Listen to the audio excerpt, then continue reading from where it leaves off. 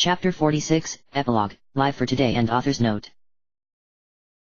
Epilogue, Live for Today. The elevator ride up was a silent one. Every one of them knew what awaited them once they reached the top of it, and none of them were looking forward to it.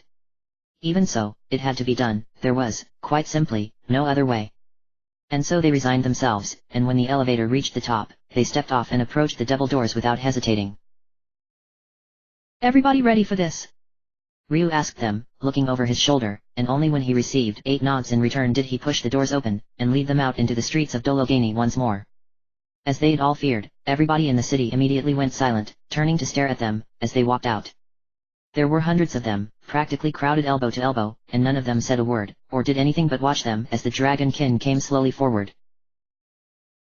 This is very awkward, yes? Jean asked the others, calm and polite, as the people closest to them stepped back and out of their way, but only barely. Just a little, yeah, Kat muttered under her breath. Where's Specchio? Dees grumbled, looking around. He'll know what to do about this. Looks like somebody's coming our way, Bao told her, glancing towards the back of the crowd. There was a disturbance, as if somebody were shoving his or her way through by main determination, and it was accompanied by a familiar voice. Come on, cut it out. Patty Smith was yelling as she approached them, a trail of disapproving murmurs in her wake, breaking the silence as well. They'll hate this, all right? I told you they'd hate it. Move, already. Ack. She stumbled between the last 2 citizens, surprised, and by the time she recovered her balance she was standing in front of the dragonkin. Hey, Ryu said calmly, meeting her eyes, his face carefully blank. Oh, she replied, in the same tone, doing the same thing. Hey. Again, there was silence for several long moments. You got down here in less than a week? He asked, eventually, taking the hint from his team that he was on his own for this one. I knew you were fast, but damn. Helped that there weren't any demons left, she admitted, flapping her wings. Plus, I've got these, so I was able to cheat. And one guy can move faster than a group your size, anyway. Yeah, there weren't any on our way back up, either, Ryu recalled. Guess the ones who were left all got lost after we took out their god. Guess you can get through to the species after all. Who'd have thunk it? They're not coming out into the surface world anymore, either, so don't worry about that, she explained, almost casually. That was when I figured I should go ask Lawton if you had won. When the reinforcements stopped coming. If there's any left up there at all, they're under a rock somewhere. The World Council was not amused by the surprise war. No, I imagine not, Ryu agreed, wincing.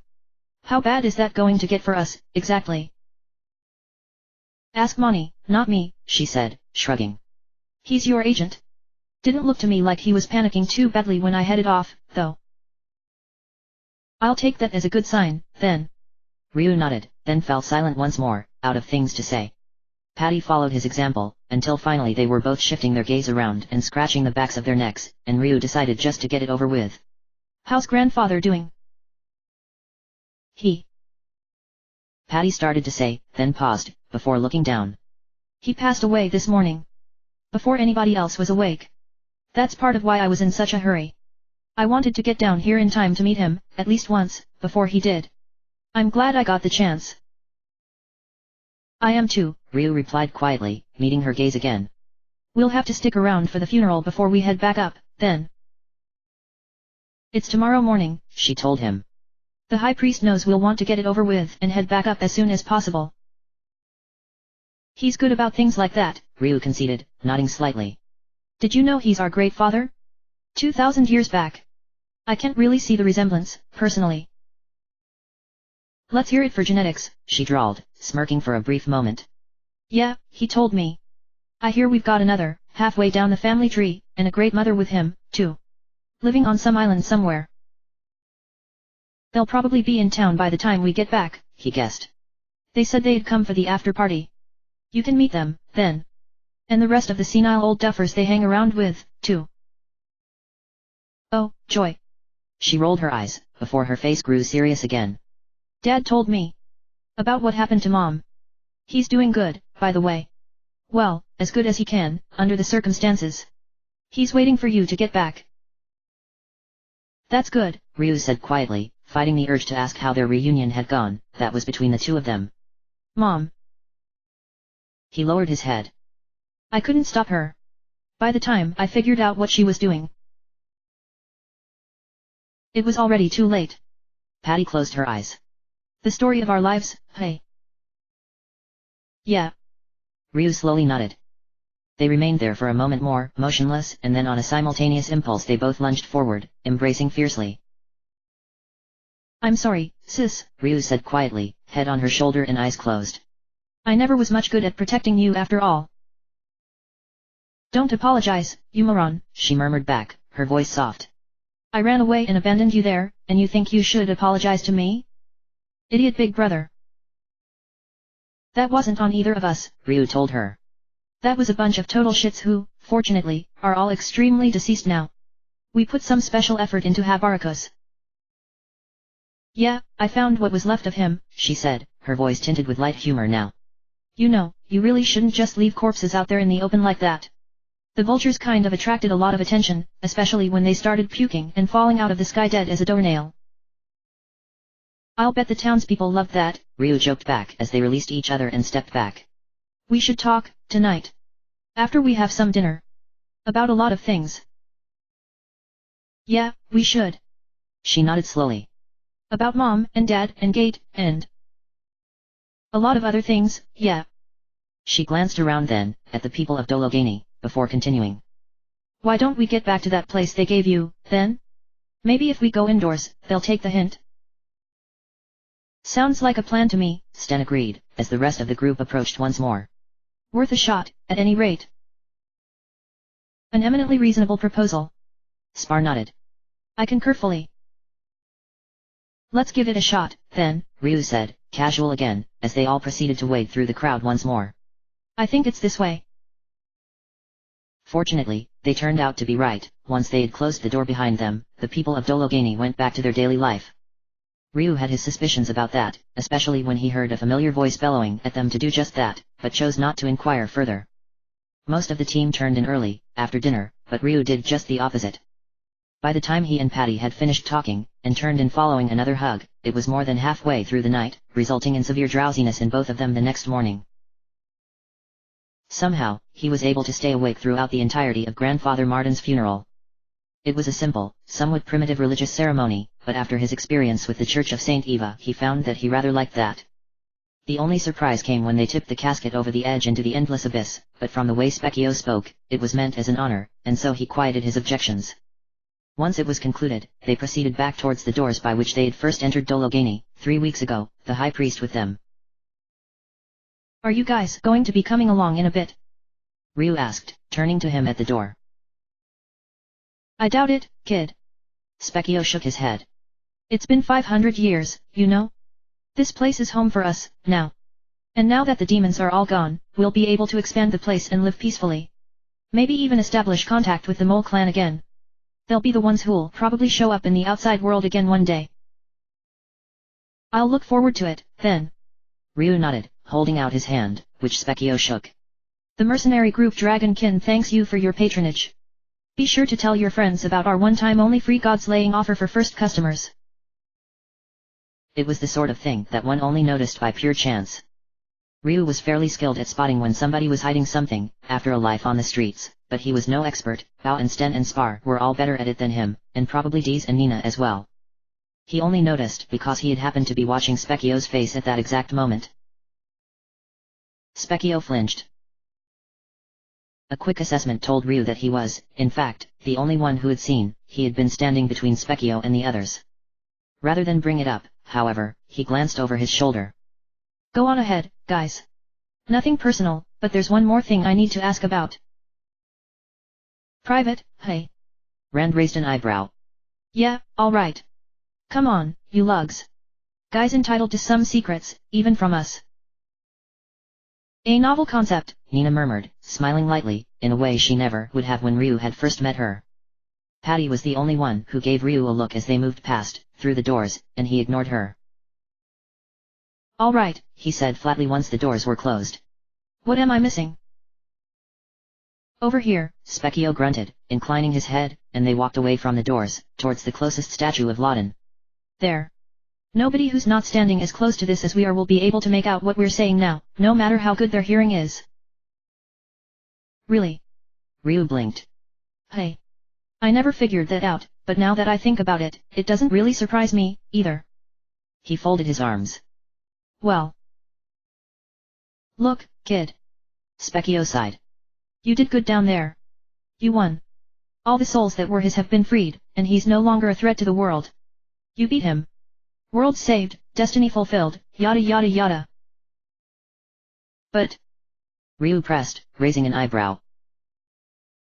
But... Specchio paused for a moment before continuing, looking away. You remember what I said about why it had to be you? Because you guys were the only ones Evans would take physical form in order to fight at all, because of his pride. Yeah. Ryu nodded. You said if anybody else tried, he wouldn't even take physical form at all. He'd just remain. He trailed off, as the light dawned. I think I will sleep now, the god of death had told them as his abominable form shimmered and faded, an illusion that had been dispelled. I think I will disappear. I will dream of destruction, of death. And I will try to understand. Goodbye. Mina Kanoru. See, Miria was one thing, Specchio explained. She was just as insane as he was, but she was no coward. When she realized she was really, truly going to die this time, she didn't discorporate. She wasn't afraid of death. Evans, though. Evans had the mind of a child, Ryu recalled quietly. And children run away when they're beaten. He's not dead. He just shed his physical form, at the last moment, before he died. His power is gone, Specchio reminded him. He has no souls left to him at all, and nobody is sending him power from any other sources. The Church of Saint Eva is finished, and so are all of his demon henchmen who were making trouble. Even Barberry's plague has faded, with his death. He might still be alive, but as long as all that doesn't start up again, there's no way he'll ever grow as powerful as he was before. But it's possible, Ryu said quietly. It's unlikely, but it's possible that he might find some way to become a threat to the world again. Yeah. Specchio admitted. It's possible. Say, maybe in 1,000 years. Ryu guessed, voice rising angrily. Just like his mom, right? Once wasn't enough for her either, was it? They had to whoop her twice, before it stuck. Maybe that'll happen here, too. 1,000 years, time for some descendants, and hey kids, here comes Act 5. Some other bunch of poor schmucks are going to be jerked around by fate and destiny just like we were, and go through just as much crap whether they want to or not. Does that sound about right? Also possible. Specchio nodded slowly. But that's 1,000 years, kid. That's my problem. You and Martin did your time, and you're done. Trust me, Loden doesn't have anything planned for you like he did with the last gang. You're out, and if you want to walk away and forget any of this ever happened, I wouldn't blame you one bit. Don't worry about it. And what if I don't want to? Ryu asked quietly, anger gone as soon as it had come upon him. That's a question you're going to have to answer yourself, kid. Specchio looked up at the statue of Loden. That's one of those questions we all have to answer for ourselves, once it's all said and done. Nobody told Martin, or me, or even Loden what to do about that one. It's your call. Just don't rush into doing anything stupid, alright? I try not to, as a general rule, Ryu told him, turning away. Only when he had reached the door did he pause. Will I ever see you again? That one's on you, too, Specchio shot back. Nice try. Heh. Ryu smiled, slightly. It was worth a shot. Lifting a hand over his shoulder in farewell as he opened the doors, he walked through. The team were waiting for him, quiet and calm, and he forced another smile. Thanks, guys. Just a couple of last-minute details to clear up. On the process? Dees asked. The technical aspects. Yeah, something like that. He shrugged. Probably won't ever be relevant, but I figured I'd ask, all the same. Come on, let's get going. The sooner we get out of here, the better, yeah. Don't think anybody's going to argue that one, Bao agreed. The next week was quiet, just as the previous one had been. For some reason, even without the constant threat of demon attack, the halls of infinity seemed to put everybody into something of a somber mood. Depressing as it was, it did give Ryu some much-needed time to do what he had promised, and think carefully about what Specchio had told him. The more he did so, however, the more depressed he became. It was a constant struggle not to show any of this to the others, and he focused on that as well, doing his best to appear cheerful and optimistic despite his dark thoughts. Just as when they had returned to Dologani from the end of infinity, they were able to make the journey in only a week, half the time it had taken them to make the journey downwards. This was mostly due to the current lack of demons to fight, but Spar's memory of the most efficient path through the three-dimensional maze tower helped as well. Surprisingly, Patty turned out to be similarly useful, due to traveling that way more recently than them. Her argumentative nature had subsided a great deal, and everybody on the team took appreciative notice. And then the day came when they saw the ceiling of the infinite cavern above them, and realized what it meant. Everybody's mood improved significantly as soon as they did, even Spar was visibly happy at the thought of putting their month and a half underground behind them. Only Ryu was melancholy, and he continued to hide it as they hurried up through the final floors, and then out into the top room. The sun was shining through the open door, and that sight was the final straw. Like excited children, the team made a mob rush for the exit, scrambling over each other in an undignified scramble. Feels warm, Kat pointed out as they tumbled out of the door, several of them falling over themselves and each other. A lot better than it was when we went down. She was right, everybody noticed it as they emerged from the depths of infinity into a canyon regrown, the tall grass green again and bursting with life, as much as the trees. It is spring, Jean said, his voice odd, as he spread his hands in the sunlight. We descended in the heart of winter, and now we have returned to the dawn of spring. Barberry's curse has been lifted, Spar told them, smiling happily and looking around. It seems everything is, indeed, finished. Yeah, it started warming up after you guys did it, Patty explained, smiling as well. Didn't think it'd be this far along, though. Not that I'm complaining. I don't believe any of us are, Nina agreed, flying slightly up. Ah, that feels so good. Let's go see how everybody's doing, hey. Sten looked around. Can't see township from here, but they probably haven't moved it. Probably, Rand agreed. Let's hope not, anyways. They all started down, but Ryu remained where he stood, and after a moment, they all paused and turned back to him. Ryu? Deez asked, frowning. What's wrong? Listen, guys. Ryu said quietly, turning to look back towards the gate they had just walked out of. The gate behind the town he had been born in, which it had taken its name from. The gate to infinity, through which Evans might one day emerge to destroy the world, despite their defeat of him. The gate which his mother had slept over for nearly his entire life, guarding it with her own body and soul in order to ensure that no more of their enemies would be able to break through and threaten her children as Baruberi and Habaraka's strike force had. The gate which she had sacrificed her life in order to open, after giving up so many years of it to keep it closed. He had tried not to think about it, the entire trip up from Dologani. He had tried to reassure himself that Evan's return was only a possibility, and a slim one at that. He had tried to do as Specchio had advised, and forget that he had ever figured that out in the first place. The old man had spoken honestly, when he had said that Ryu and his friends had done their time. They were finally free, ready to live their lives without another thought for the destiny bullshit ever again, and nobody could have blamed him for that. He knew all of that, and knew he wouldn't be selfish if he just walked away. And yet, he knew what the answer to his concerns was. The obvious solution, one that he had realized even before he had finished his conversation with Specchio. He had been able to tell that the old man had known what he was thinking, and tried to talk him out of it, and he had spent the entire trip up attempting to do the same. And yet. He had kept thinking about it, and when he had slept, he had dreamed of it as well. About the subtle effect from Agni Anfani that he had felt lingering with him, even after all the rest had faded, altering his weakened breath of fire.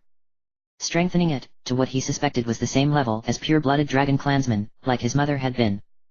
He hadn't tested it, but he could tell, all the same, were he to transform now, he would be able to remain in that form as long as he wanted, rather than reverting after only a few seconds. There's something I've been thinking about. He started to say, staring at the gate and remembering his mother's sacrifices, both of them.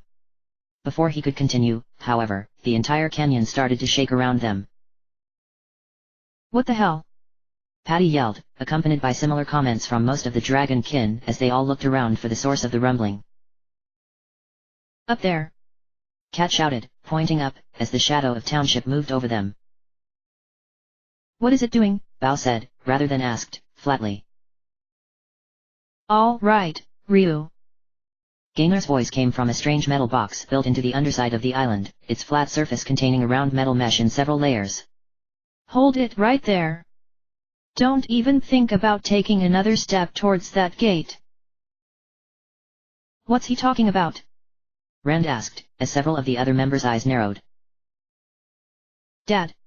Ryu yelled back up, stepping back as the flying town hovered over the gate. What are you doing? Can you hear me? I know what you're up to. Gainer continued to shout through the lost technology. And if you so much as try it, I'll knock some sense into you, the way I did when you were young. Ryu, my son. You're such a fool sometimes. Such a soft-hearted, self-sacrificing fool. Your suspicions are correct, Ryu. Evan still lives, despite the destruction of his body. Because of this fact, destiny would have you follow in your mother's path. Fate would demand one final sacrifice from you, after everything else you have already given. And you would accept that. You've grown so much, Ryu. Less than a year ago, you fought against your destiny with everything you had. And now, you are willing to give everything you have in order to ensure the survival of this world. I am proud of your courage, my son, as is your mother, I am sure. But Ryu, I don't remember raising any son who would hurt his friends like that, or his family. We didn't raise you to give up your life so easily. And after we were taken from you, the life you were forced into. What did you learn from that life? Did you learn to give up? Or did you learn to survive? Well, Ryu. And with those words, the flying town began to fall. Shit! Ryu yelled, turning to yell at his team to run, only to see that they were all well ahead of him. Biting off another curse, he took off after them, as the floating island plummeted straight towards the canyon behind the town of Gate, where everything had begun so many years ago. Energy at maximum capacity. Another voice came through the metal box, more difficult to hear over the rumbling, which grew louder with every second. It's all up to you now, Father Gainer. Gainer's only response was a wordless roar of determination, and then impact came, and they all flew forward off of their feet, stunned by the impact. Ryu remained down, hands covering his head, until he felt the quaking began to subside. Only then did he get back up, as did the other 9, and turned to stare back at their town. It now stood on a plateau of earth, rising from behind Gate, almost like a model on a table, with the mountainside rising up behind it. There was no sign of the gate to infinity remaining whatsoever. The engine's stopping, Ichiki's voice continued. You did it, Father. Dad. Ryu said quietly. Dad. Patty repeated, in the same tone, stepping up next to him. Ryu, yeah. Gainer continued through the box, sounding more exhausted now. I have not been completely honest with you. Among my other torments, Habaruka gave me what he claimed was a blessing, though it was only meant to prolong my torture. The blessing given only to the strongest of demons, though thankfully he refrained from transforming my body further. Though I can still be killed, this body I now inhabit will never die of its own volition. Should I remain alive, I will continue to do so for hundreds, even thousands of years. I watched your mother, the woman I loved, the mother of my children, sacrifice her own life after more than a decade spent apart. I could do nothing to save her, no more than I could prevent her previous sacrifice following that one horrible night. I will not watch my children do the same. This time, I will stand in the path of fate, and it shall not pass while I draw breath. Evans will never pass through this door, no matter how great his strength becomes. This, I swear to you, to all of you, upon your mother's sacrifice. Upon Valerie's final gift to the children we both love so much. Ryu, you have done enough already. You have suffered far too much, and now, it is done. This task is not yours, my son. It is mine. This is my destiny, not yours, a destiny I have inherited from Valerie. Before you came, when last we spoke, she warned me of what you would likely do, and I accepted the task instead, then and there. The duty I abandoned when I was taken from this town, and from my family. From this day forward, I will protect this land which we call home, just as Valerie did. I will protect it for 1,000 years, if need be. Until the birth of the next destined child. This is no place for you, my son. You still have a life ahead of you, the life which you have won with your success. The rest of the world still awaits you, children, a world full of beauty and adventure and yes, danger. But danger that you have learned to overcome. Go forth into that world, with those you love, and never look back. That is your reward, and you have well earned it. Dad! Ryu said again, lowering his head, as the box went quiet and the last of the rumbling faded away. After another moment, he turned back to his team. Guys! Before he could say anything more, both of Kat's feet hit him right between the eyes. Moron!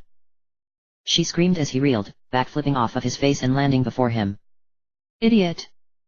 Imbecile! What the hell do you think you're doing, hey?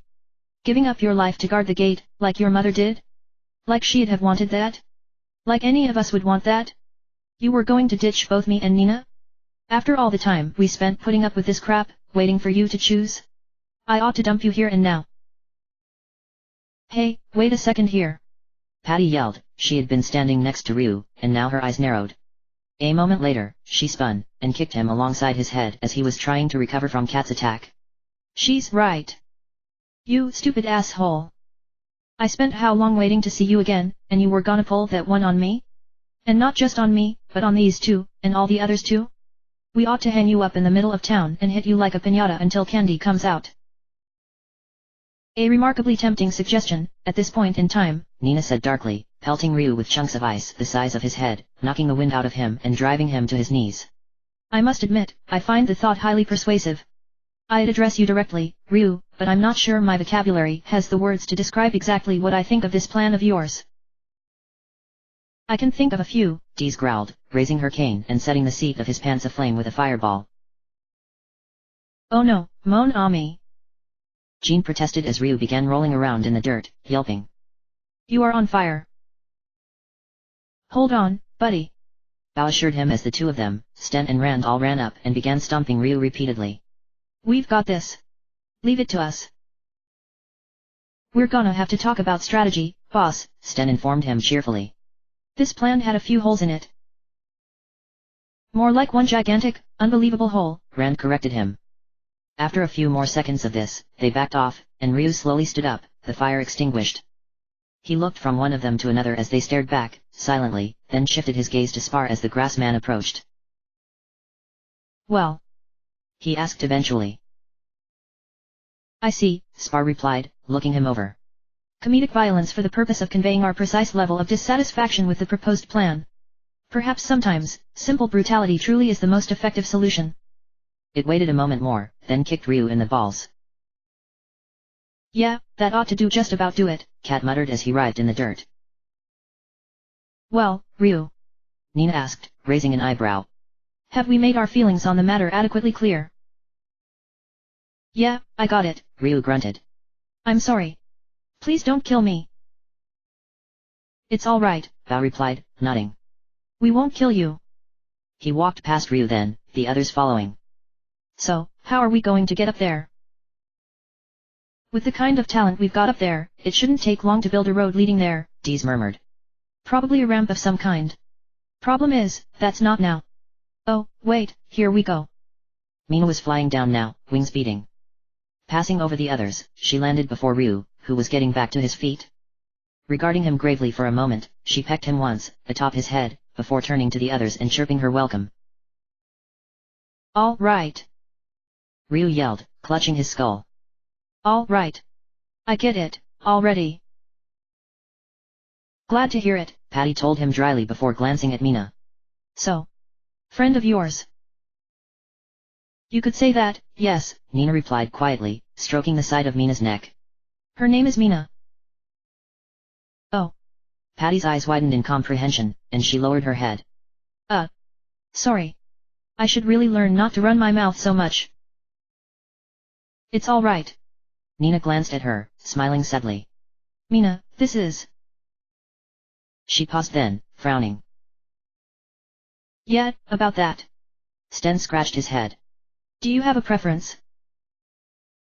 Let's keep on going with Patty, if that's okay, the thief replied after a moment, raising a hand to stroke Mina's feathers as well. For a while, anyways. I haven't used Yua for so long that it's going to take some getting used to, you know. She glanced at Ryu then, her eyes mischievous as usual again. Speaking of that, brother. You didn't even change your name? Seriously? No wonder they found you so easily. Says the girl who didn't even figure it out until the end, Ryu shot back, walking over. One by one, they all climbed onto Mina's back, and she took off, towards gate. You're going to have to work on that. Yeah. She rolled her eyes. You know, this is actually really cool. It took me some time to get used to it, Jean admitted. I do not always deal well with heights. However, I have come to appreciate this sensation. I am sure you will as well. Hey. Patty blinked. Why would I? It's not like I'm going to be doing it all that much. I mean, it's not like I mind, but... Everybody else exchanged a look as Mina landed and they began disembarking. So, buddy, Bao said abruptly. About that promise of yours. Yeah, I know, Ryu agreed, glancing at Nina first, then Kat. Though he didn't know consciously, he suspected that deep down inside, he had already decided. He still loved them both, just as much, but one of the two needed him more than the other did. One would recover, and move on, and be happy to still be his friend, easier than the other. He was pretty sure that soon, he would know which it was. I'm working on it. I think I've almost got it figured out. It'll probably still be a while before the two of you start sharing a room, though, Rand pointed out. At least I hope so. We might have done a little too well at filling all the houses. Does anybody have any spare rooms? Hey. Patty blinked, looking confused. What are we talking about now? I believe Lacquer has one, Spar suggested, ignoring her. No, Ryu said flatly. Somebody who's not a guy her own age. For his sake, of course. You mean the sake of not having nightmares about you coming for him in his sleep? Dees asked archly. That's what I just said, isn't it? Hey. Patty yelled, eyes widening as she looked from one of them to another.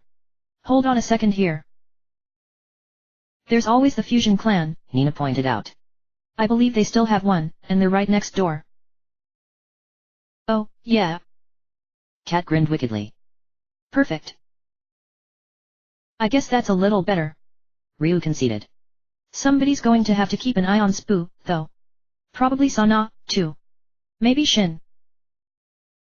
Tell Granny Giggly, Bao suggested. Pretty sure she can handle it, as long as she wants to get involved, which she would, for this one. Fair enough. What the hell are all of you talking about? Patty exploded, and they all turned to look at her at last. What, do you think I was going to stick around forever? We were hoping you would, Ryu said quietly, meeting her eyes. The choice is up to you, of course. We won't make you do anything you don't want to. But I'd like it if you stuck around, sis. Call it keeping an eye on me, if you want to. A second knife man isn't really customary for teams like ours, but there have been exceptions, usually in cases where the talent was worth splitting the pay 11 ways. And unless I miss my guess, we're going to have enough of that coming in pretty soon that we should be able to manage. What? She whispered, and the look on her face reminded Ryu harshly of just how much time he had missed with his little sister. Are you seriously asking me to join you? But you guys hate me, don't you? Oh, brother. Bao rolled his eyes. Any objections? When none arose, he glanced back at her. I'm not gonna say you don't annoy me sometimes, but you know what? That goes for most of these yahoos too, and I'm pretty sure I'm just as guilty. The last time somebody like you came along, we figured he'd turn us down, so we didn't ask. That was a mistake. We're not going to repeat it. The job offer's there, anytime you want it. Idiots, the lot of you, she muttered, lowering her head and shaking it slowly. Nothing more than a bunch of sentimental idiots. After a moment more, she looked back up, smiling slightly, though her eyes were still pained. I'll think about it, all right? No promises, but I'm not saying no, either. Just give me some time, hey. We understand, mademoiselle, Jean assured her. That, I think, is one thing which all of us understand. Take as much time as you need. It's not like we're going anywhere now, Ryu joked half-heartedly as they walked through the town gates. Everybody was gathered in the center of town, waiting for them. As they approached, one of them dashed out towards the group, closely followed by another, and then a third who seemed much more calm than the first two. Jean. Siso practically sobbed, hitting him hard enough that he stumbled back, despite outweighing her by more than 2-1. Throwing her arms around his neck, she lowered her head onto his shoulders. I was so worried. Spar! Shin cried, doing the same with the grass man, promptly slamming it onto its back with her atop it. Oh. Sorry. When did that become a thing? Sten muttered under his breath, glancing at Rand. Sana was staying back, and though she smiled at him, she was making no moves to join him. Don't ask me, the big man replied, holding up his hands. I'm staying out of it. I've had it with that sort of thing for now. Not going to tackle me? Bao asked Sylvia as she followed the cousins more sedately. I don't think so, no, she replied, smiling slightly, though her eyes showed signs of recent sorrow. You worried us all a great deal, you know, when those 6 showed up and told us what the last thing they remembered happening was. We're just lucky somebody else was able to tell Nero what actually happened. Somebody else, hey. Bao slowly nodded, as everybody else fell silent and still, watching them. Pretty sure I have a good idea who. Yeah, I'm sorry about that. I wish I could tell you that I'd never worry you again, but I don't want to make any promises I don't think I'd be able to keep. Not to you. Never again. I know, she said quietly. I've always worried about you, and I probably always will. But not as much as I used to. Not nearly as much, anymore. You're dependable now, Bao. If you tell me you'll come back to me, every time. I'll believe you, every time. She giggled once. After all, if God can't kill you, I wouldn't bet on anybody else. Neither would I, he agreed, smiling as well, before glancing over at the crowd. Hey, Hans. Did you get that thing I asked you about? Yeah, Bao. Hans walked over, gave him a small box, then backed away again. What's this? Sylvia asked, raising an eyebrow. Something I thought about a long time, on my way down there, Bao told her. I decided, you see. That if I survived this, that if we somehow pulled it off, that it was time I grew up. Started acting responsibly. Before that, though, I figured I'd have one last hurrah. That I was going to do everything I've always wanted to do. And the one thing I want, more than anything else, is here and now. He opened the box, revealing the diamond ring inside. Sylvia Stein. Will you marry me? Bao. She whispered, raising one hand to her mouth before tackling him just as strongly as Siso and Shin, eyes brimming. Of course I will. You don't even have to ask. Woohoo. Cat cheered, and everybody else followed suit, crowding around and congratulating them both. All right. Now that's what I'm talking about. Demonstrate, Sten agreed. Somewhere along the line, Elle had walked up next to him without anybody noticing. They weren't holding hands, but they were standing very close to each other. Okay, that settles it. Now we have to have a party. Don't think anybody was arguing against that, son. Nero hollered, stepping out from the crowd. Though the old man's face was jovial, his eyes held an almost embarrassing amount of relief as he walked over to them. So, you pulled it off, hey? Looks like it, Ryu replied, nodding. Tempting as it might sound, though, we probably shouldn't be in any big hurry to add God's layers to our resume. No, Nero drawled. Anyways, everybody's all right up here, too. Took some injuries, but nobody was killed or nothing. Good, Rand said, everybody but Bao looking over towards him now. How are things looking in the rest of the world? Well, they've more or less settled down, the old man reported. We're gonna have a lot o' explainin' to do pretty soon, though. Once word gets out that you're all back, there's gonna be a bunch of folks who'll want to talk with us. Probably best if we beat them to it and head down to Prima so we can go directly to the World Council. Most likely, Nina agreed, wincing slightly. I don't suppose you have any idea how favorably inclined they'll be towards us. Might be a few tricky bits, Nero admitted. That whole business with the Church of Saint Eva, for one. That's gonna be the hardest to sell. If we can get that one through, though, we should be able to manage the rest. It'll help that we got a lot of friends in high places these days. Duke Kilgore, General Turbo, the Governor O'Nani and the Mayor O'Gate are all willing to back us up. Not to mention the royal families of both Windia and Sima, of course. Plus the Rangers Guild, too. That reminds me, we still need to hit them up for that zenny they promised us for taking out Baruberry, Ryu recalled, snapping his fingers. I almost forgot about that. We might end up needing it to get out of all of this. Hoo boy, Sten muttered. Look, boss. If it comes to that, let me handle it, okay? Bribery's trickier than you would think. He glanced at Elle, who nodded slightly, before continuing. Turbo'll probably have the princess backing him up, too. That should help, Ryu replied, keeping his face carefully neutral. Alright then, looks like we'll be taking a trip to Prima soon. Not today, though. Today, we've got more important business to take care of. He frowned. Speaking of the Church of Saint Eva, how's that going? Most of the priests are still in shock, Nero reported. That reminds me, that might actually not be as bad as we figured it would. More than a few of them flipped out and transformed into demons when you killed Evans, or at least I figure that's what it was. In public, too. That helped our case a bit, and it left the rest of them pretty shaken. Don't think they'll be causing any problems for us.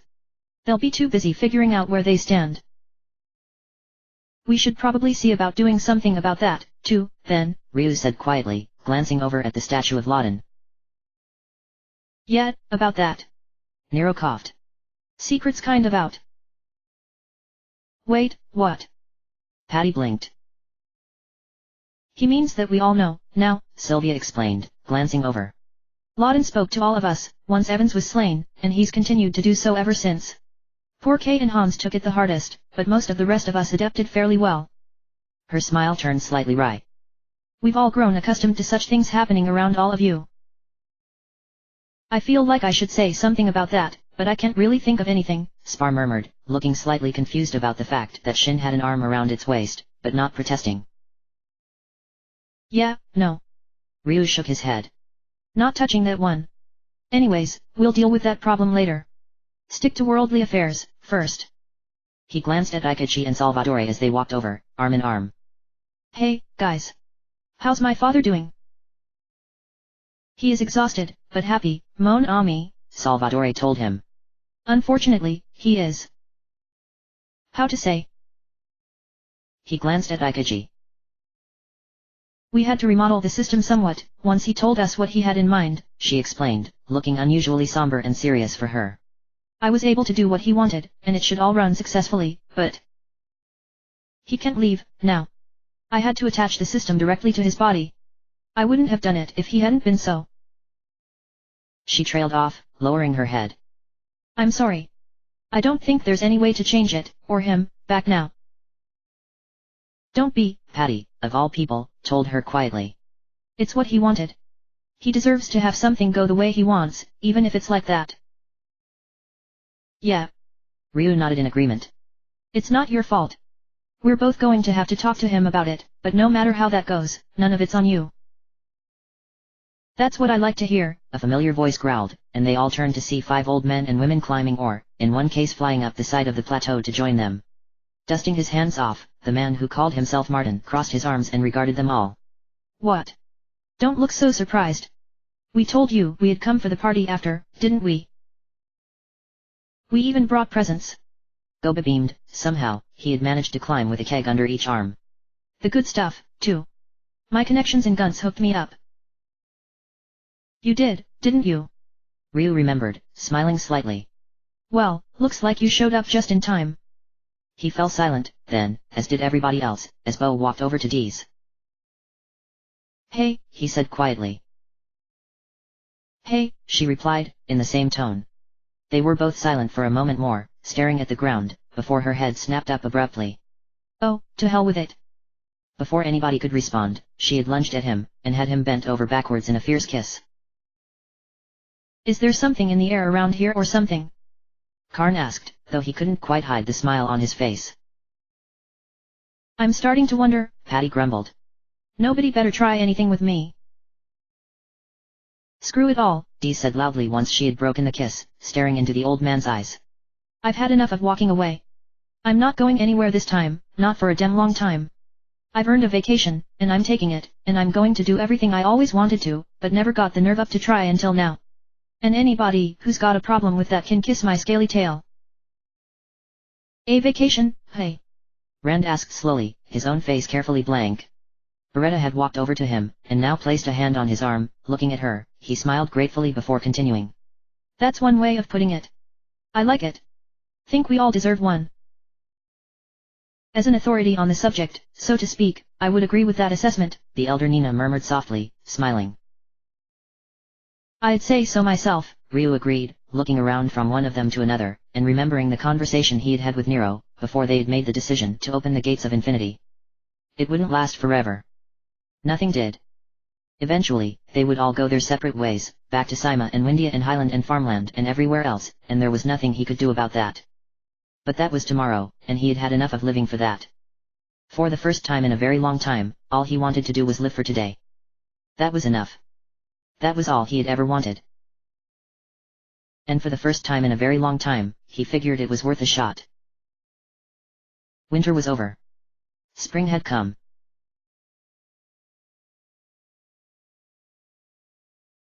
It was well past midnight before the party started to wind down. The people of Township were jubilant, the returning heroes even more so, and the guests from the Isle of Giants easily persuaded to follow suit. Even the villagers from Gate picked up on the mood after a while when somebody thought to bring them up, though they all bore a look of slight confusion on their faces. The only problematic point came when Nina had to explain to Azusa and McLean that, bird or no bird, Mina was still far too young to be given ale, and that passed quickly. Once they were into the next day, people start trickling off, either returning to their rooms to sleep or stumbling into a convenient place to pass out. The numbers were roughly equal. The man named Martin, however, had no intentions of doing so himself. He kept his drinking steady, rather than going all out like most of the revelers, and thus was one of the few who were still at least partially sober towards the end of the party. Only when he was confident that nobody would see him save for his own 4 friends did he walk over to the statue of Loudon, near the home of his successor. It had been refurbished, he noted somewhat sourly, and now looked just as they all had when he had been young. At least they hadn't rebuilt the temple around it. That would have been too much for him to be able to stand, no matter how important it was. Sitting down next to it, he took a drink of ale and leaned back, staring up at the stars. Good evening, Ryu, Loudon greeted him quietly after a moment. Save it, he said wearily, unable for once to put any real bite into his voice. Like I told you before, we're even, but that's all. I'm still not about to go forgiving you or anything like that. May I ask why you're here at all, then? Loudon replied, still calm. Surely there are other people you would prefer to speak with. There are, Martin agreed as his Nina, not the young one, drifted casually over as well. Sitting down next to him, she put an arm around his waist, and he one around hers, so that anybody glancing at them would only see an old married couple sharing a private moment and stay away. As a matter of fact, that's what we're doing. Waiting for him to arrive. Guess I shouldn't keep you waiting anymore, then, the old man who called himself Specchio, who had once gone by the improbable name of Uncle Specs instead, and who had been Ryu the writer even before that, said gruffly as he walked out of the trees behind the house. How'd you know I was going to come bother you? We have a certain understanding of the way such things tend to go, by now, Nina told him, looking over her shoulder and smiling mischievously, the way she always had when something amused her. Although I must admit, I'm slightly surprised to see that you actually found a way. What happened to that whole, unable to pass through living Earth, bit? That was Evans, and his demons, Specchio explained. The spirit of the planet itself abhorred them, and still does. She will not permit their passage so long as she still lives, which she will as long as there is still life on her surface. Crouching slightly, he patted the grass and dirt fondly. I'm a different story, though. I've always gotten along fairly well with her. I suppose what it comes down to is that I'm not exactly a normal man anymore. Guess that makes enough sense, Martin said, shaking his head slowly. Don't really understand it, but I think I get it, if you know what I mean. Alright, let's make this quick for all of us. Cut to the chase. What are you here for? Where's the kid? Specchio asked after a long, silent moment. And the rest of his team? Are they all out already? Yes, they are. Nina nodded. We made sure they were all asleep before coming over here. It's not Evans, is it? Gaynor Battison dealt with that. No, it's not. Specchio shook his head. Although that may not last forever either. No, this is worse than that. Much worse. I was afraid of that. Martin muttered an oath under his breath. We were right, then. We were. Specchio scowled, sitting down on the other side of the statue and looking up into the night. We managed to confirm it, shortly after Evan's defeat, once he wasn't interfering with Lauden's senses anymore. She still lives. How? Nina asked quietly. We should have killed her, back then. I know we should have. It wasn't like Evans. She had no intentions of running away. How did she survive? By the hand of another, Lauden said grimly, speaking up again now. An insane god of chaos, from another plane of reality entirely, who has never actually entered this world. He visited her often, though, over the 1,000 years in which she was imprisoned in Pagoda, in spirit rather than in form. Because he did so, rather than attempting to come directly into this world, he was able to bypass Pagoda in order to see her. Her lover, Martin realized, snapping his fingers. The father of her child. I wondered about that. He saved her, then.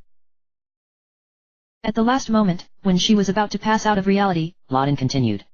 When she had departed this plane, he snatched her and gave her some of his own essence, in order to bring her back from the edge. After that, he took her far away, to a place beyond my sight, in order to recover. In truth, she did so long ago, but she was unable to locate this world again. Until now. Baruberi, Nina guessed. It was him, wasn't it? Yup, Specchio grunted. Figures, even when he finally dies, he gets the last laugh on us. When he dedicated his death to Miria, it became a beacon of worship, one which she is already traveling towards. Her lover will still be unable to accompany her. Fortunately, apparently, he's got quite the record for interfering with a lot of different planets and stirring up trouble there, usually by selecting a mortal as his chosen one. His Chaos Knight. Doesn't matter. Martin shook his head. She won't need his help, once she gets back here. Not unless it takes her a full 1,000 years, and somehow, I doubt that. Not even close. Specchio sighed. We'll just have to hope the world manages to hang on long enough for a fifth to be born, and deal with her. What about Evans? Nina asked, frowning. Will she free him? Most likely, Lauden said quietly. Though I doubt she truly understands how mad he is. When she does, I suspect he will turn on her. Maybe we'll get lucky and they'll both wipe each other out, Martin suggested sourly. I wish, Specchio agreed. But I doubt it. No, she'll win, and the only upside of that is that she'll be able to make sure he's dead. Doubt it'll bother her, even. I'm not so sure, Nina disagreed. To kill her own son might have an effect even on Miria. So what are we going to do about it? Martin asked. What are you going to do about it? Me. Specchio smiled sadly. I'm going to fight her, of course. What other choice do I have? She's not like Baruberi. I know better than to trust her word. You'll die, Nina told him. Agni Anfani only works once, and without that, you won't stand a chance. I know, Specchio replied. So, Martin said after a long, silent moment. That's the way it is, then. I'm afraid so, Lauden agreed. I will fight as well, of course, to the extent of my power, but even then I doubt we will succeed. Might as well count us in, too, Martin decided. All of us. Everybody's got to go sometime, at least this'll have style. He glanced up at the building above them. What about those kids, then? When do we bring it up to them? We don't. Specchio shook his head. Maybe the grass man, once the others are all gone, and Deeze'll figure it out before long, too. But the others? No. They're done. Just checking, Nina assured him, before shivering slightly as a breeze blew past. Spring had come, but it was still cold, at night.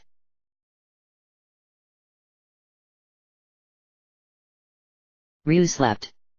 And as he slept, he dreamed. Not of the past, but of the future. of the future of all his friends, and of himself. He saw Patty, older and wiser, but with that same glint of mischief in her eyes, as she dashed along a rooftop, a bag over one shoulder. Flipping off the edge of the roof and into a window of the same building, she darted across the office inside, slammed the bag into a wall safe, and quickly threw on a suit. Moments later, as she sat behind a desk, guards burst in to inform her that the building had been robbed, which she responded to calmly. He saw Gaynor, still encased in the device, but with a peaceful smile upon his face, and he had no idea how many years or even centuries later it was. He saw Nero, even more ancient and withered, but still standing with his old wooden cane, though he wore an expensive black suit trimmed with gold. His beard was long and white, but it had been combed, and other men and women who looked equally rich and important were gathering around to shake his hand. He saw Spar, far in the future, standing alone on a hillside and gazing up at the stars. It seemed to be waiting for something, and as one star fell, he saw it nod to itself and tighten its grip on its whip, like an old soldier preparing for one last battle. He saw Jean, seated upon the throne of Sima in the robes and crown of the king, Siso at his right in similar garb. Despite this, he was cheerfully drawing upon a sketchpad, while she watched him in fascination. His sister Petape, on the other hand, was discussing matters of state while sitting at his left, an arrangement which everybody seemed happy with. He saw Sten, in an immaculate white and gold uniform, sitting at a table by the side of Princess Elforan as they discussed matters of strategy with their generals, one of which was Turbo. He saw Nina holding court as Queen of Windia, beautiful and radiant, and everybody in the throne room gazed upon her with trust and devotion, no longer caring about the black wings which she had added to the royal family's seal. He saw Rand, along with several other serious-looking farm clansmen and women, talking with some equally business-like builder clansmen and women. The deal went well, whatever it was, and after specifying a few particulars Rand shook hands with the builder clan's leader. He saw Kat traveling again, a wandering renegade once more, but the cheerful smile on her face was slightly different now, more mature and more content as well. It took him a moment to realize where she was and what she was doing, but when he did, he could only marvel as to how far she had managed to go, beyond space and time. He saw Bao, elderly and happy with Sylvia at his side, posing for a portrait with children and grandchildren, and the smile on his oldest and best friend's face made everything they'd gone through worth it alone.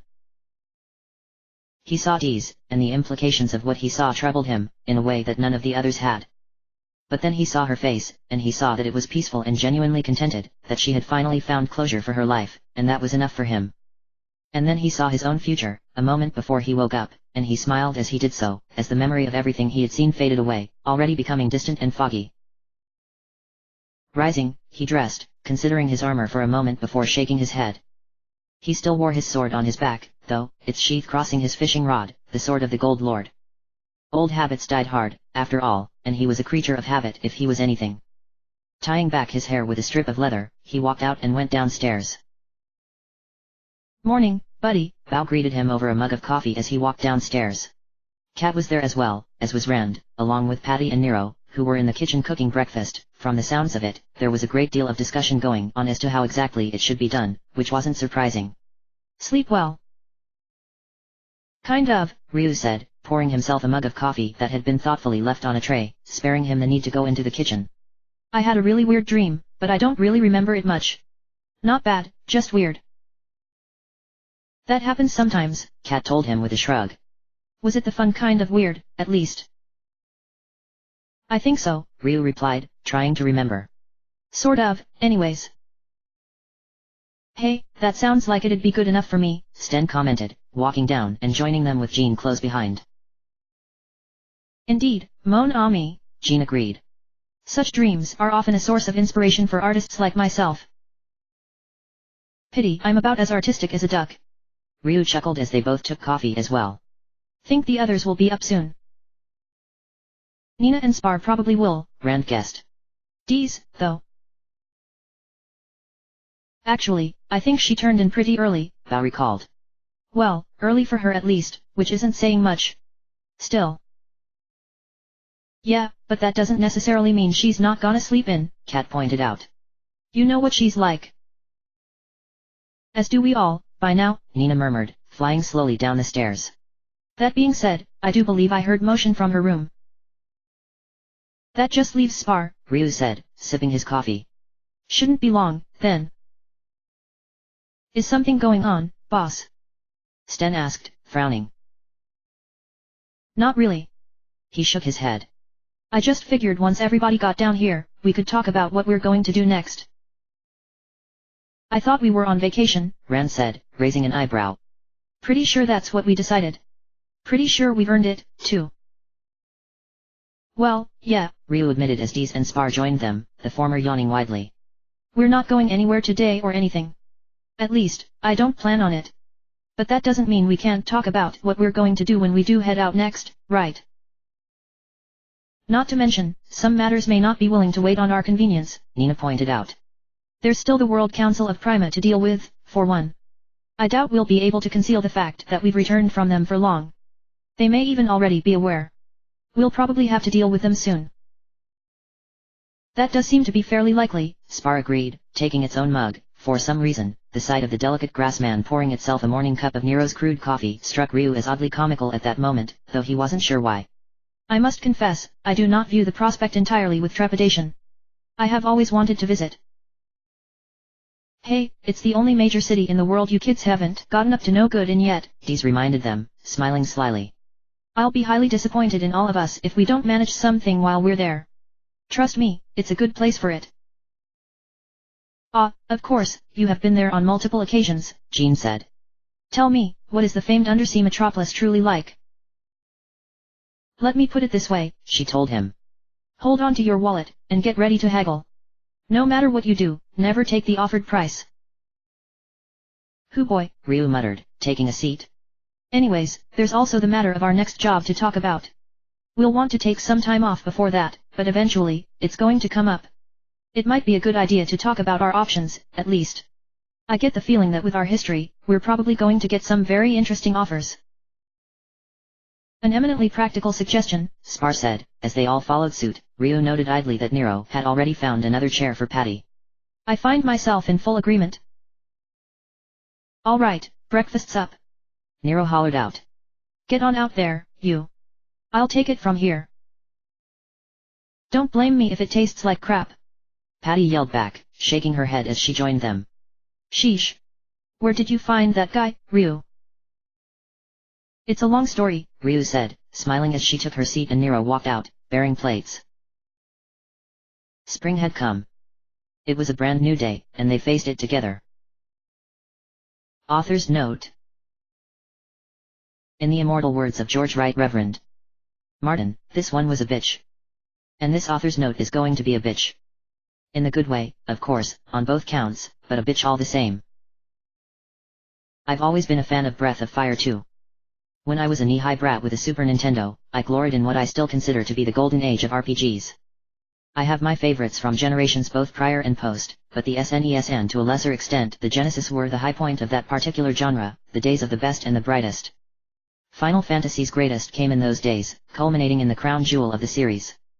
Earthbound, Secret of Mana, Secret of Evermore, Shining Force, Shadowrun, even Super Mario RPG. And, of course, Chrono Trigger, which is still my all-time favorite, and the best video game ever made in my opinion. Compared to many of these, the two Breath of Fire games were somewhat unremarkable at first glance. They were fun, but so were all the others, and the nigh incomprehensible translation didn't exactly help matters. I saw something in them, though, and when I chose to keep going and play them out, my dedication was rewarded. Breath of Fire 2, in particular, is to this day second only to Chrono Trigger in my book. Despite the translation, despite numerous programming defects that I assume came from being rushed through production, it's a hell of a game. I wrote Breath of Fire, War of the Dragons 7 years ago, and when I did I was already toying with the idea of a sequel, though I wasn't quite ready to commit yet. Despite my love for the game, I could tell that doing it right would be a massive undertaking, far more than anything else I'd ever written before. Okay, if I'd done Chrono Trigger right, maybe that one would have been longer, but it would have been close. Only when I decided to write sequels to two other early works of mine, set in the worlds of Zelda and Metroid, did I start planning for this one in earnest as well. For obvious reasons, I decided to save Breath of Fire 2 for last, and looking back I think that was the right decision for several reasons. Firstly, it gave me more time to grow as a writer, and for my skills to develop to the necessary point to make this one work. This was a big one for me, and it was important that it came out right. For another, again, this one was huge. 3 books, 42 chapters, plus a prologue, an epilogue, and 2 intermissions, nearly 700,000 words, almost 2 years, and a lot of beer later, here I am. Yikes. Not bad for fanfiction, hey? What really attracted me about Breath of Fire 2, even back in the day, was the focus on the team. Being able to talk with your party members back at your home base and get their opinions on what was going on in the story at the time had been done before, but in that regard it even outdid Chrono Trigger. There was a surprising amount of depth and complexity to that aspect, as well as everybody's dialogue throughout the rest of the game as well. Ryu is the protagonist, but as Zog said, they're all equally important. Bao, Kat, Rand, Nina, Sten, Jean, Spar, and Deez are all complex characters in their own right, and if some of their story arcs are less developed than others, the implications towards more are still there. In fact, the game is fairly clear that the world doesn't revolve around you, there's a lot going on in many other places that Ryu just plain isn't there to see, and that includes how the team interacts with each other as well. I tried to convey that, particularly with the citizens of Township, though I'm not sure how well I succeeded.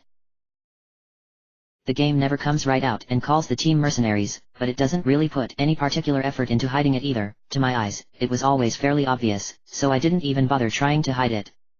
The world of Breath of Fire, in general, always seemed to be more low fantasy than high, more Conan the Barbarian than King Arthur, although that's no excuse for that cover art, thank you, Capcom. Ryu and his team are somewhat of a bunch of anti-heroes, but that's understandable, the way they grew up, and they're still clearly the good guys. I love the game's overall plot, too. It might seem like it's been done a million times before, but back in 1996 when I was still throwing my school books in the trash, yeah, I got grounded for the next millennium for that one. It was a completely new concept to me. Or, as a certain girl of my acquaintance who's looking over my shoulder and offering commentary at this very moment puts it, Breath of Fire 2 did the God is evil thing before it was cool. Whether or not that's true is up to opinion, but it certainly sold me, and her as well when I got her to play it years later. In short, it's a game that needs a lot more love. It had a fairly strong dark horse following online some time ago, but that seems to have faded over the years, probably because the series hasn't put out a new game in more than a decade. V does not count. It was a clusterfuck in every sense of the word, obviously has nothing to do with the main series whatsoever, and whatever ibogaine-addled brain trust decided to awkwardly shoehorn it into a once great series ought to be chucked into a printing press and sold as discount used porno mags. Not really surprising, the way Capcom's gone down the shitter. I don't know how much interest, if any, this one will stir up among either old fans who stopped caring years ago or new ones who've never actually tried it before, but in that regard, any success at all is enough for me. Actually, even without that, this was worth it.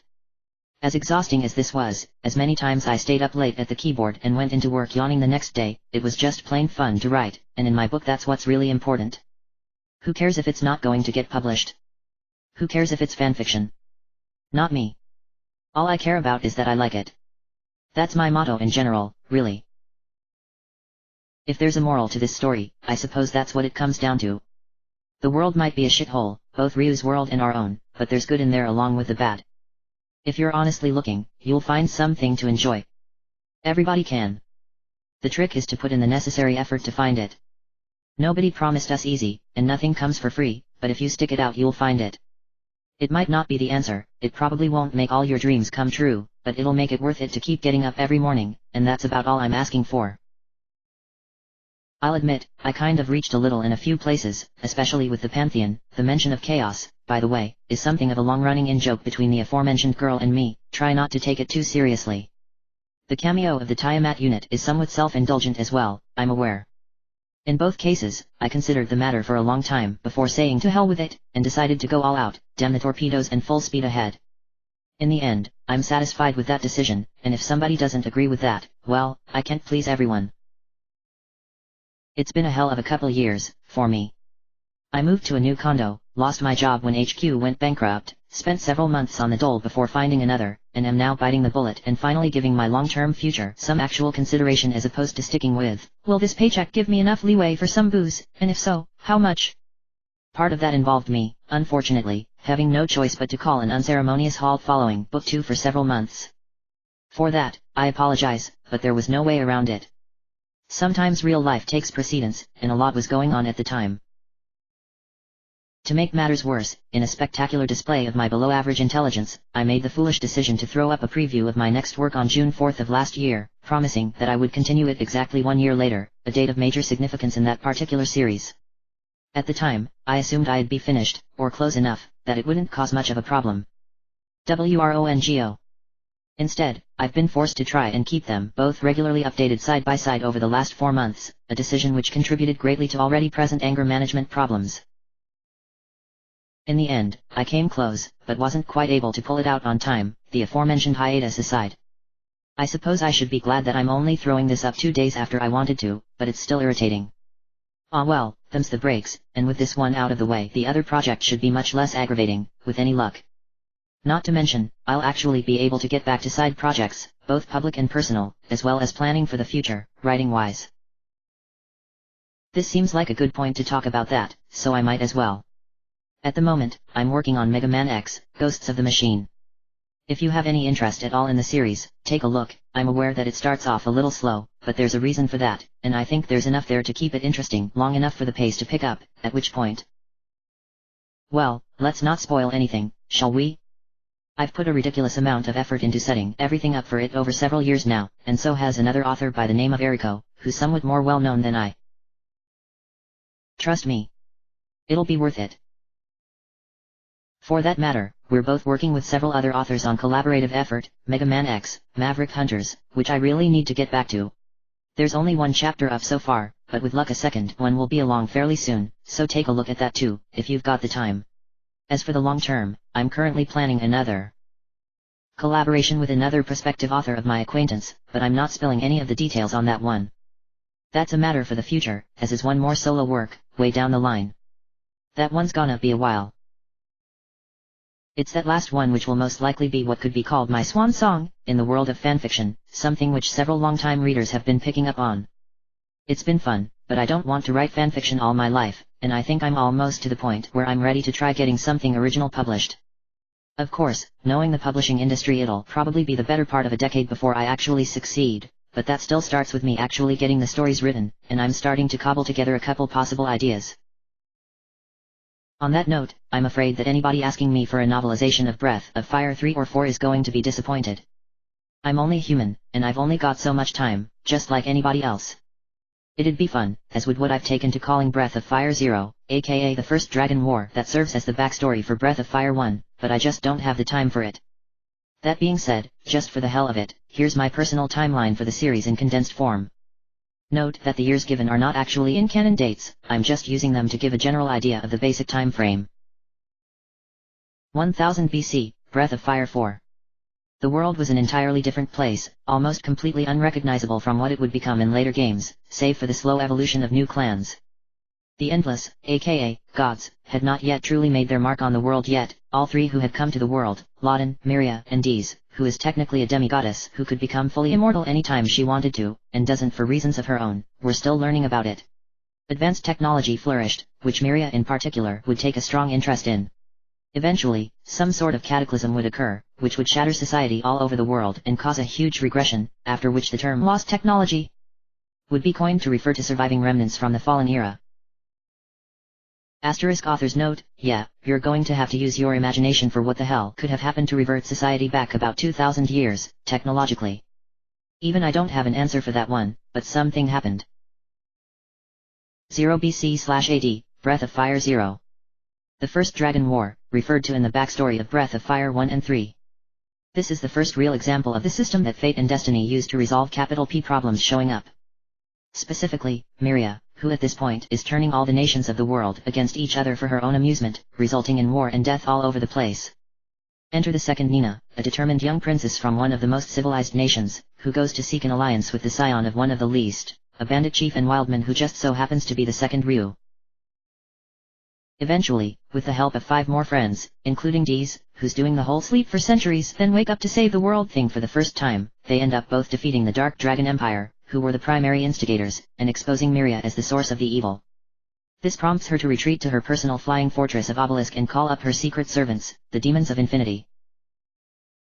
Ryu, Nina, and their friends led a massive frontal assault on Obelisk, one joined by all the nations of the world, even the remnants of the Dark Dragon Empire. Gandaroof, who was a grassman at this time, is a veteran of that battle, as are the demon lords Baruberi, Aruhameral, and Kawadara. Habaruka/Yuma was busy elsewhere at the time, naturally.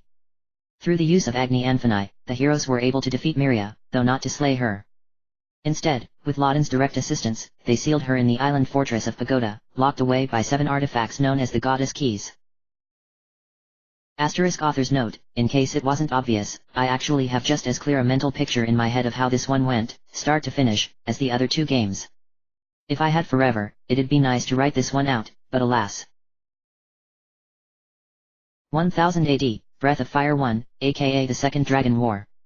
1,000 years have passed since the first, weakening the seal on Pagoda slightly, enough for Miria's spirit to reach out and corrupt a pair of promising dark dragon youths who believed themselves to be their nation's hope. How exactly she did this is unknown. It's possible Habaruko/Yuna may have been involved, as that seems like the kind of thing he'd do. One of these men was the Crown Prince, and the other a high-ranking noble's son, his most trusted friend. They would become Emperor Zog and Jade, the Gold Lord, commander of the Empire's ultra-powered Arch-Freak team, the Tiamat unit. Along with corrupting him, Jade's Miria-induced visions led him to each member in turn, at which point the insanity would spread to each of them as well. Cyril, the White Assassin, Court, the Blue Alchemist, Goda, the Black Warrior, and Moat, the Red Dreamer, who was barely old enough to walk at that point.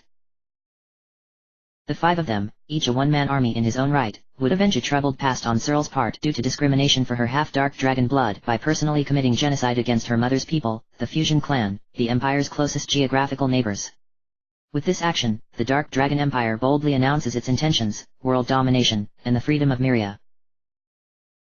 Only once the entire western half of the world was under their control, and major action was set into motion against each remaining nation in the east, did Zog and Jade make their fatal mistake, launching a preemptive strike against the Light Dragons, who until that point had been living in rural isolation, unlike their ambitious cousins. There would be two results of that attack. First, Jade would discover among his final recruit, the last member destined to join the Tiamat unit, Sarah, the Silver Priestess, elder sister of the third Ryu, who would be corrupted into insanity like the others. The other was to gain the hatred of said third Ryu, who immediately set off on a solitary journey to bring down the Dark Dragon Empire, rescue his sister and kill Emperor Zog. The first stage of his journey was set in the eastern half in the world, where one by one, he traveled to each country currently undergoing Dark Dragon military aggression and repel them, while reinforcing the need of said countries to form an alliance against the Empire. In the process, he gained allies from most of the nations in question, before moving on to do so as well in the country of Gant, which had been previously conquered. By freeing Gant from Dark Dragon occupation and winning a decisive battle outside the gates of the undersea city-state of Prima, the third Ryu, the third Nina, Dees, and four more heroes made it undeniably clear that they were a threat to the entire empire. In response, Emperor Zog deployed the Tiamat unit in Ryu's path as he continued his rampage, now in the lands of the west. One by one, he freed those nations as well, recruiting the last member of his team in the process. One by one, 3 members of the Tiamat unit fell before him. At the same time, he continued gathering the goddess keys, until 6 were in his hands and only 1 remained in those of Zog's. Unfortunately, when they finally reached Skenda, Jade was able to manipulate him into slaying Zog. It seemed even the Gold Lord feared the Emperor's power in a confrontation, before handing over the goddess keys to Sarah, whose betrayal they were unaware of until too late. Sarah then proceeded to give her life holding the heroes off while Jade and Goda awakened Miria, who resurrected Obelisk. With nothing to lose, the heroes launched a desperate final strike with the intent of killing all 3, and despite the odds, they succeeded. The world was saved, and a goddess was slain. Asterisk author's note, it's been 7 years since I wrote this one, and there's been significant style change since then. In some ways, this story is more of a spiritual successor than a literal one to that story. There are several discrepancies, mainly things I now notice I failed to convey adequately back then, but decided to roll with as if I had anyways. 2000 AD, Breath of Fire 2. You already know this one, it's what you've been reading. Asterisk author's note, 3000 AD, Breath of Fire 3. The end of this FAC provided some foreshadowing as to what's going to happen in the next 1000 years to set the stage for this game. Use your imagination. Asterisk author's note, yeah, I'm actually content with this one ending the series. Right then. Now that that's out of the way, it's time to proceed to something more interesting. Namely, reader feedback, and answering questions, at least those which aren't A. already answered by the story itself at a later point from when they were asked, and B. aren't the incoherent blatherings of a total shit. Yeah, that happened, unfortunately. I dealt with it. There'll be a lot of them this time, but that's to be expected, for obvious reasons. Sipsaman2 spotted a geographical error I made, which I corrected, thanks. Other errors in typography were spotted by Prinny333, ANME News, and the Supreme Dragon Knight. In unrelated news, I may need a proofreader for the industry. White Fang of War pointed out that I have a tendency to write a world of wise-ass characters, which I will plead guilty to. Call it my Zelazny and Edding's influence showing through, not to mention Martin, Butcher, and Sanderson. The worst part is, I actually wasn't trying. To write Rand, Mina, and Elder Allen as wise asses, especially not Mina, but somehow, it still came through automatically. Seriously? Mina? Am I really that bad, guys? That being said, I did put a major effort into giving all of the major characters unique personalities, and distinct speech patterns, which is to say, if a line from Sten could have been easily spoken by Rand instead, I'd rewrite it. Hopefully that at least made all their patterns of wisecracks distinctive. I definitely didn't want to write Nina and Kat with the same sense of humor. And yes, Nina does have a sense of humor in game, even with that translation. Hers is one of the most subtle of all the characters, even more than Jean's, but it's there. Really, Windia is an early indication that yeah, this story's going to be complex, and it's not going to be pleasant. One of the things I love about Breath of Fire is how complicated the world building actually was. Each society and nation was distinct, the geography was highly detailed, hell, even the random monster encounters practically formed an actual ecology. That being said, being low fantasy, that highly detailed world isn't a particularly pleasant one to live in. This game got a lot past the radar, back in the day, and not just in the obvious ways, either. Bonner points something important out: if you want to get into this sort of thing for real one day, make sure your worlds are geographically accurate. Don't try and get away with having your characters travel across the world on foot in a month, or hell, in a lot of months. When it comes to covering great amounts of distance, you're gonna need some other method of travel. He and ARandomAudiobookAppeared also bring up my inclusion of the renew spell, for which I can only say that I prefer explaining a game mechanic to pretending it doesn't exist, which I'm sure is noticeable by now. ARandomAudiobookAppeared also asks about Faraday cages, but I'm pretty sure nobody's ever tried one of those. That solid plate in contact with your body from head to toe, and I don't think they'd want to. Then again, I got a C in loser school science, so I might not be the best person to ask about that. Still, pretty sure. And as for his comment on Patty, it's been 10 years, and she didn't have her wings back then. Dragon's Tongue pointed out that I look upon all the characters, with Jean, with equal favor. He might be the Krillin, but he's the Krillin of this team, and yes, he really is smarter than he acts, if not much. White Fang of War pointed that out that as well, along with how the whole thing with the Demon Lords having a verbal tick of saying their own names started with a bad Metal Gear Solid 3 joke, but I actually ended up liking the effect with Kawadara so much I spread it to Shapukai, Aruhameral, Necromancer and Habaruka too. While I'm on the note of the Demon Lords, you might note that I abused the translation for them, in order to make their names sound as Lovecraft-y as possible. It actually works, I think, so hey, silver linings. He and Sipsaman too also pointed out that of all the demons in the game, I always found Trout to be more pathetic than threatening, and made use of that impression, using MC Tusk for comedic purposes later on, which NGREY651 and White Fang of War comment on, is an entirely different thing. Prinny333 points out something else I try to keep up with in terms of realism these days: live like this, and you'll have long-term damage, even with white magic. The small stuff that's left over does still accumulate. A lot of people had various opinions on the recap at the beginning of Book 3, while the one in Book 2 went unremarked on, strangely. Still, some of them did actually figure out what I was going for there. When I get published, if I get a series, it actually is important to include something like that for people who start with a later book. They do exist, especially in libraries, where the entire series might not be available. Granted, that's not the case here, but I divided this story into 3 books for a reason. I'm doing this as practice for when I try to get published, and that means writing it like I will when I do. A lot of people also had opinions on how the fight with Tiga went, which was a new one on me. As I commented to my friends, this is the first time my readers have gotten pissed off at me for being too accurate. Guys, that's how it goes in the game. Tiga steamrolls you, and even if you use items to keep it going for a while, it's obvious that he's kicking your ass into next week and making plans to be there then, so you land on his foot for a field goal. He's meant to be far stronger than Ryu, and to shatter his, and your, belief that he can take anything, if it's really important. Several people noticed another thing, specifically, that I tended to buff up the Demon Lords in their fights for dramatic purposes. This, I'll plead guilty to, though the only one I consider to be gratuitous is Aruhameral. Kawadara and Necromancer barely needed much, and Baruberry. Yeah, no. Habaruka and Shapukai, on the other hand, don't need as much as you would think. The ease with which their fights normally go has to do with flaws in the game's enemy AI rather than their actual repertoire of spells, like most magic bosses. If Habaruka decides to spam Missile or Bolt X, you're going down. Another often commented on point brings up the fact that I went with the good ending. Really, in my mind, there was no choice in the matter at all. I've been called a dark author, although I prefer to think of myself as a realist, which is a different thing from being a cynic, but don't they all? With that in mind, I actually have a weak spot for happy endings. And not having gotten a chance to write one in years, my last 3 FICS all had either downers or bittersweets. Yeah, I wasn't gonna do that to these guys. Dragon Raiderx 9 suggested that I need a forum, which I will admit to being flattered by, but come on, guys.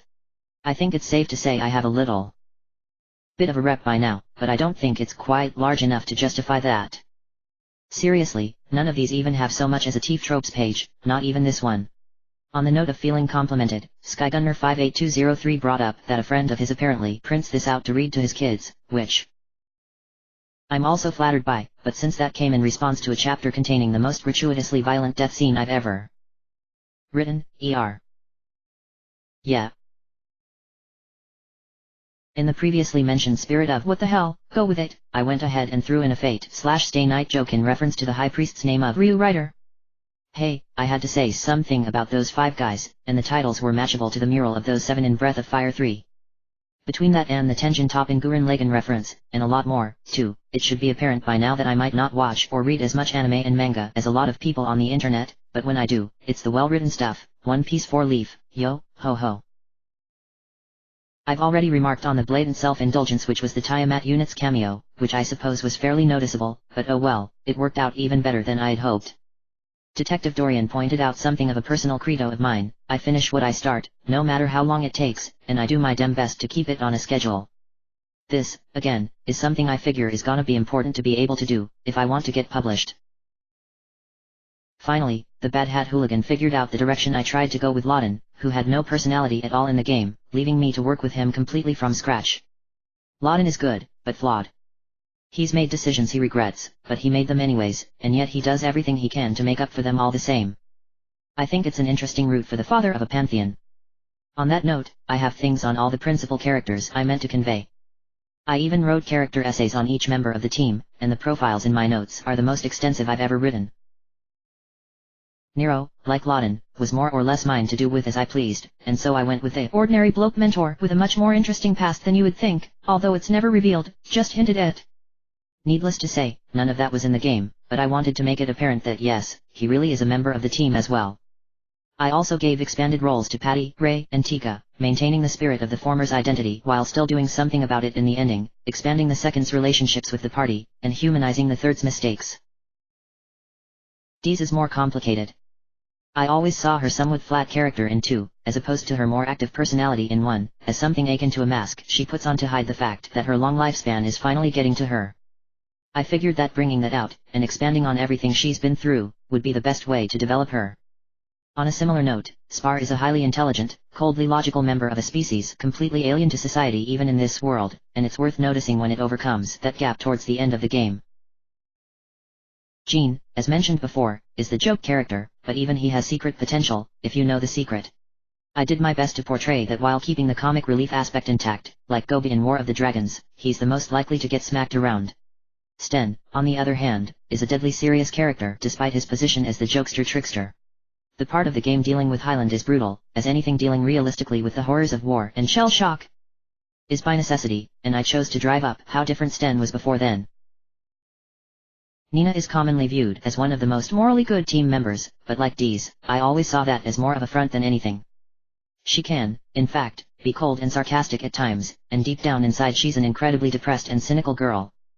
This is a strong hint that even though she grew up much more privileged than most of the rest of the team, she's got a past that's just as nasty, if not worse. Rand is more simple, but I tried to do what I could even with him, making him the voice of common sense and reason who's surrounded by teenagers and people who act like teenagers. That being said, his name Indian faith and his more pacifistic nature than the others were fun to work with, and he's never going to be the same as before he discovered his own killer instinct at a far later age than the rest of them.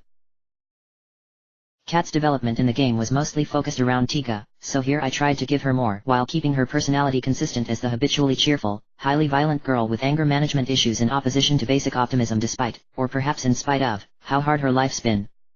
Note that she's the only one in the group who has absolutely no given backstory whatsoever, aside from Nero, and also that she's the only one whose distant future is anybody's guess. I had fun with that one, and no, I'm not going to explain it. Interpret it as you will. Bao gets a lot more characterization early on, so with him it was simply a matter of continuing it. He's a positive version of the Artful Dodger, a cheerful teenage rogue who's constantly swearing he'll go straight, honest, after this one last job. And he actually does try, it's just harder than he thought it would be. Giving Sylvia a greater role in the story worked well towards expanding Beau's willingness to settle down, and how he grows because of that. Finally, we have Ryu Battison himself. What can I say about him that hasn't already been said? He's an optimist, unlike most of my heroes, although I might not have portrayed that entirely correctly. He grew up rough and tough, and because of that he's casually homicidal on occasion, but he's got a sense of humor and he's honest about who he is. All he really wants and needs is another family like the one he lost, and over time he builds one for himself, though the color of his dragon's tear when pointed at himself shows his self-confidence as not much higher than Nina's. He just hides his issues better, is all, and he's sure as hell got issues. Everybody in the party does. Shitloads of them. But that's understandable, really, with the kind of lives they've led. Rather than magically overcoming those issues, I prefer to write how people come to terms with them, accept them, and figure out how to be high-functioning regardless. It's probably not mentally healthy, but sometimes, it's all you can do. That, and find people who know what it's like and accept you, which is a major theme of this story. These people need each other. Desperately. It shows. There are worse things in life. Now then, it seems some thank yous are in order, to some longtime friends of mine and one or two others as well. Eriko, my mentor, who's trudging the same road of contemplating wrestling with the publishing industry as me, you may not actually read this one, Bardman, but I owe you all the same, just for everything you taught me. By the same token, Quill, I told you before that you were a major influence on this one, and I meant it. All the additional focus on characterization was because I saw how well it worked in your stuff, and you've done wonders for my grammar and style as well. Matt, amigo, as always I appreciate your conversation, your comments, and your occasional criticism, no matter how much I grumble and growl.